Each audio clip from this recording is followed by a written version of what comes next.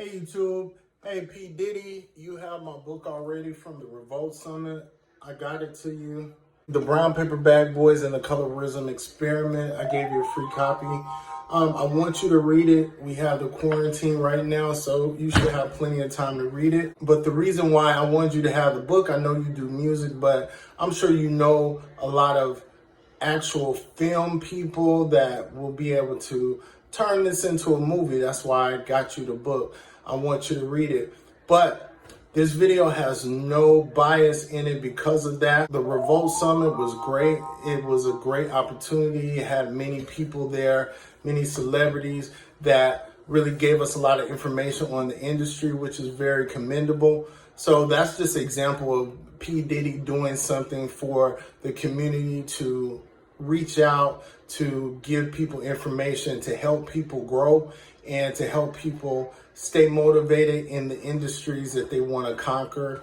Now, as far as the story that's going around, there's a telethon that was kind of like an online type of fundraising event that P. Diddy recently had with his sons, all of his sons and daughters in the same house dancing, talking to celebrities, the celebrities dancing. The controversy that was called, that has a lot of bias because of how people perceive P. Diddy as a whole. He had actually showed Draya Michelle, she was dancing. She was like dressed moderate, but she was twerking. She did her thing. It was a part of the whole process. The different celebrities would dance. J-Lo was on there, A-Rod was on there, and it was chopping it up. But then Lizzo came around and Lizzo started twerking. Lizzo's music had cuss words in it, and it was a lot of cuss words in it on an Easter Sunday. P. Diddy had a lot of backlash because he stopped Lizzo from doing the twerking aspect. However, that's what it looked like to people online. People took it as, oh, well, you're going to let Draya Michelle twerk, but you're not going to let Lizzo twerk. And it became a big thing online, like a trending topic. And the thing about it is, twerking doesn't belong on Easter Sunday either. But if we're going to have twerking, cussing as well, both of those things do not belong on Easter Sunday. Did he stop Lizzo from twerking versus Draya Michelle? Did he have any bias? On Making of the Band, when the girls were competing to be in the spotlight, this is the same man that said, "You a burger away." And that was funny at that time, but I remember it just like that because it's just the idea of how thin do you have to be? How much do you have to work out? And he said things like that. So keep that in mind from 15, 20 years ago. And then you go to this situation right now where he stops Lizzo from twerking. His explanation is that the song had a lot of cursing. I heard the song and it did. It was a lot of derogatory things in that. Stop right there. Then you go back through his career. He's a part of hip hop. Hip hop is involved with a lot of rap lyrics that are misogynistic or has a lot of cussing in it, has a lot of derogatory language in hip hop. That's the nature of the game. That's what it is. Now, go back to this situation right now. You've already built up a lot of bias about P. Diddy, his interactions with his artists, and that some artists never made it. Some artists were about to make it, then they stopped. Some artists were not promoted the way everybody felt like they should be promoted. So you have a lot of bias when it comes to P. Diddy, even when it comes to his charitable aspects of his life. It's not like he's Michael Jackson and you thought Michael Jackson gave all his millions to the world and you don't question it. With P. Diddy, when he does something good, people question it. So that's why I brought up the Revolt Summit and things that he's doing to help the community and artists to grow and develop.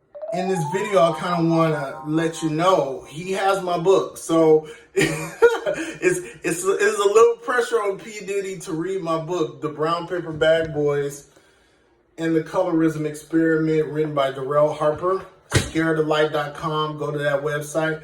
But also, for him giving out the opportunity at the Revolt Summit leads me to the setup for the dance-a-thon, which will raise money for charity involving the virus or any other cause that he wants to put it toward. I want you to see that there's a history of bias in things that he's done, but there's a difference between P. Diddy putting on the game face for an up-and-comer that wants to make it in the industry, showing them a certain way of life that they have to become accustomed to, a certain humility that they have to take orders, and certain things don't make sense sometimes, like making the kids get cheesecake in the middle of the night. That adds to the bias of P. Diddy, but there's a difference between P. Diddy when he's with people that have already made it, people that are already established in their own right. Puffy knows that Lizzo is known for twerking. She twerks a lot. That's what she likes to do.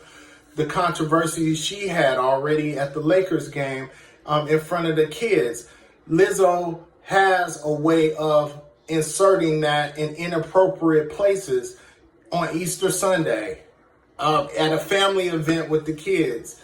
There's an awareness that P. Diddy has. If he did not want Lizzo on there on a dance-a-thon, he wouldn't have added her.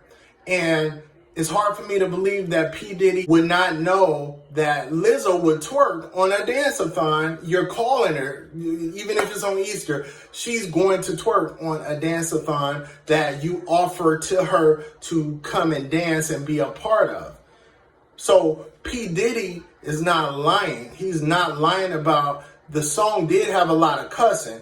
She knew it did too. She didn't feel no type of way. He was not disrespecting her. He did not stop her because he didn't want to see a fat girl do a twerk. He knew it's a little overboard on a charity type of event to do all the cussing. It was not the twerking that was the issue. It was not a comparison between small silhouette Draya Michelle or full figure Lizzo. He knew Lizzo would get on a dance-a-thon and twerk. That's not the issue, but people online made that the issue because we have the bias. That's where all the you a burger away, making people go get a cheesecake, Mace deal going bad, all the Danity Kane, all the groups that came and went through P. Diddy that people felt like he should have done more with. All of that bias comes in. So that affects his charitable intentions. So whenever P. Diddy comes and does something charitable, people always have a side eye. That's where all the side eye. So I wanted to just express in this video, he already establishes charitable things that I didn't even mention all the charitable things he's done, but the Revolt Summit is a big help. That was a great experience, and I'm going to go again next year. I loved it. I really enjoyed myself. But then he's doing this dance-a-thon. The dance-a-thon is to raise money. People are giving him the side eye because he works in hip-hop, has a lot of cussing, so people don't believe his explanation about the music that Lizzo was playing that had a lot of cussing versus the twerking. People kind of just, oh, well, he wanted, and it's more of a negativity towards how they feel about Lizzo and body image. It's bigger than P. Diddy. It's about body image. It's about people not wanting to see a bigger girl dance and twerk. Even though that's what Lizzo has been doing, we should be used to it by now. So I really don't think it has anything to do with P. Diddy's stopping Lizzo from twerking because he don't want to see it. It's just that Lizzo had a song that had a lot of cussing on it, and on Easter for a charity type of thing, twerking is fun, and it could have been looked at as such on its own, and it would not have been a controversy.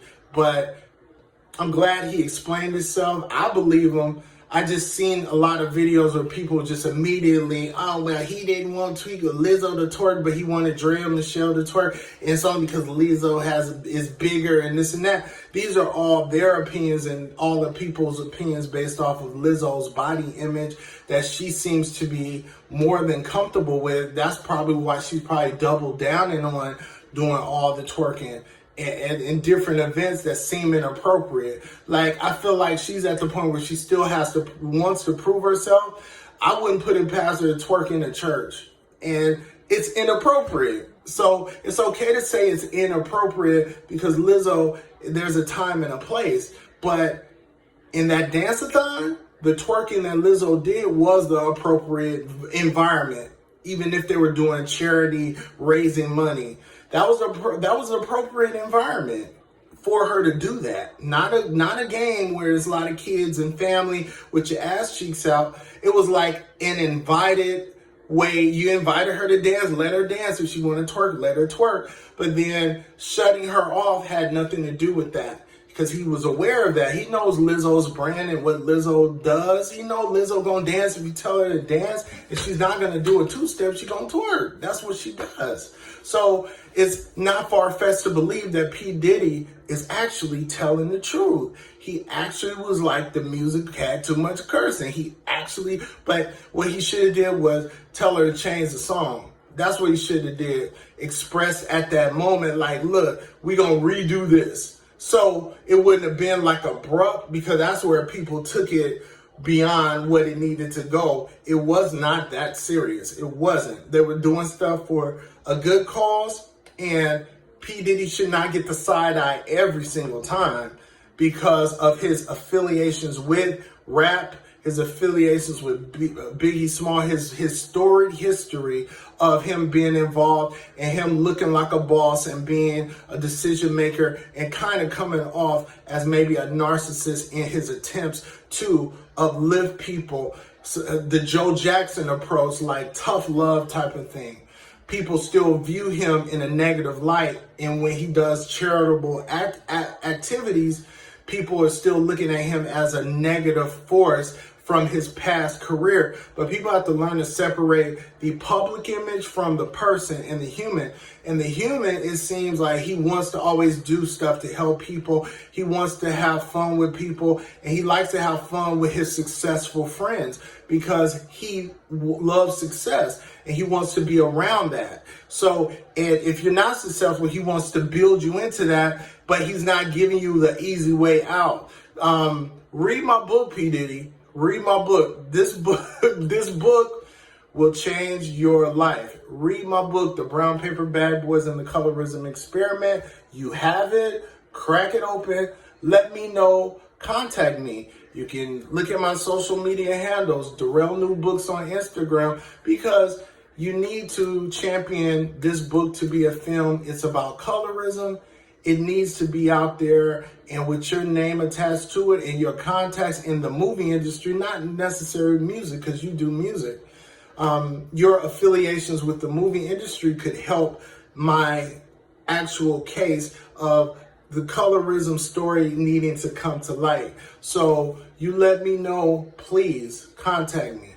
I have another book called, I'm just putting it all out there now, Scareofthelight, The Dream Memoirs of Russell Banks. This will be 7 books. So I'm on a quest to be the Black Stephen King, the Black J.K. Rowling's, because we need to see more diversity in movies. From books to movies, we need to see more diversity. And it was nice to see a minority lead character in Scareofthelight. And then you have a great story of loyalty, brotherhood, love, loss, crime, heartbreak, upliftment in my book. Again, The Brown Paper Bag Boys and the Colorism Experiment, available now on Amazon, Barnes & Nobles. You can go to my website, scareofthelight.com. But this is the only way I can get through.